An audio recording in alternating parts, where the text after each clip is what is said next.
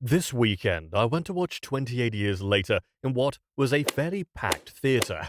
The film belongs to a three-part trilogy, with more movies in the pipeline. It is set in 21st century post-apocalyptic England, where an outbreak of an uncontained virus causes victims to fall into a rage-fueled frenzy.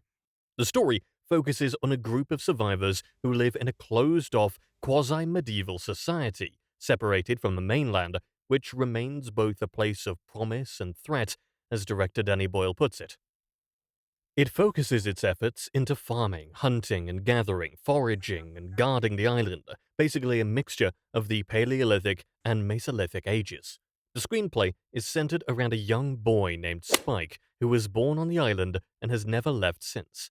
As he wakes up to his 12th birthday, he prepares to leave the island for the first time, with his father to kill his first zombies, in what is presented as a traditional rite of passage. This is presumably to get them used to the idea of killing zombies. The rite of passage is a clear sign that this society has evolved beyond mere survival, establishing cultural customs that signal a return to civilization. As they depart, the islanders cheer them on while the elders remind them that once they leave the island, they are on their own. No search parties will be sent out to rescue them.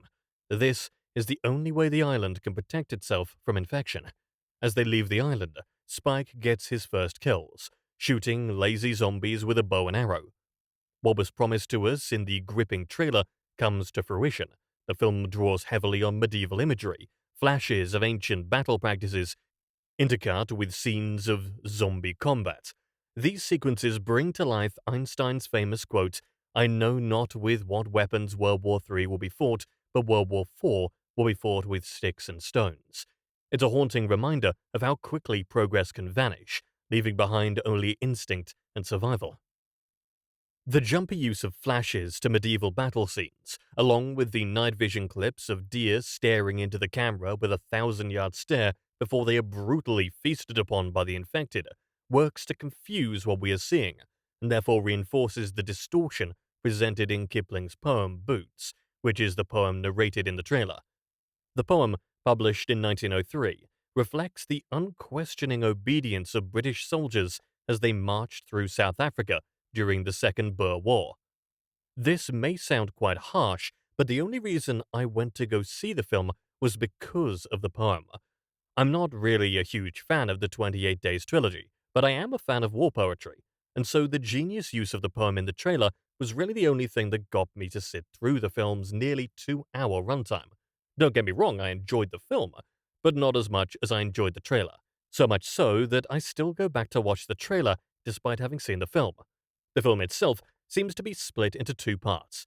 The first part depicting the coming-of-age ritual, and the second where Spike leaves the island to find a cure for his sick mum. The second half dulls in comparison and falls into a kind of lull. After the ritual, Spike sets out to find a cure for his ailing mother. The tone shifts, the pacing slows, and the focus pivots unexpectedly from father-son dynamics to the mother-son relationship. While I appreciated seeing more of Jodie Comer, the narrative turn felt slightly undercooked, particularly the suggestion that Spike's father played a role in his mother's illness. I half expected a shocking twist where Spike avenges his mother's death by killing his father. Anyone else? On their journey, Spike and his mother meet Erik, a Swedish soldier who adds some humor, though it sometimes undercuts the tone. His role is more meaningful as a contrast to England's regression.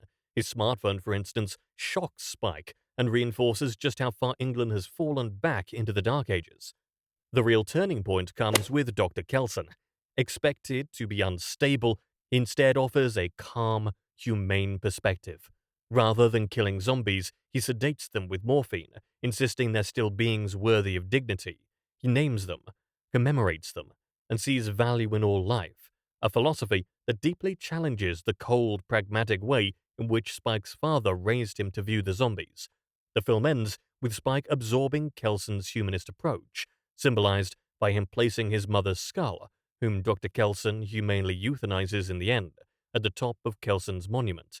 This reinforces Spike's rejection of his father's ruthlessness. He even goes as far as to delay his return to the island, remaining on the mainland to make his own way for a while, which seems extremely brave for a 12-year-old boy who has had a sheltered upbringing. Spike's decision also nicely sets up the next couple of movies, which gives the writers plenty of leeway and freedom to explore what happens to Spike. Overall, Spike's independence in the second half is in complete contrast to the frightened boy we see at the start, who relies on his father not only for survival, but also to paint his view of the world. Here, the coming-of-age story comes full circle, and boy becomes man. If you enjoyed today's video, please be sure to like, comment, and subscribe for more insights into your favorite films.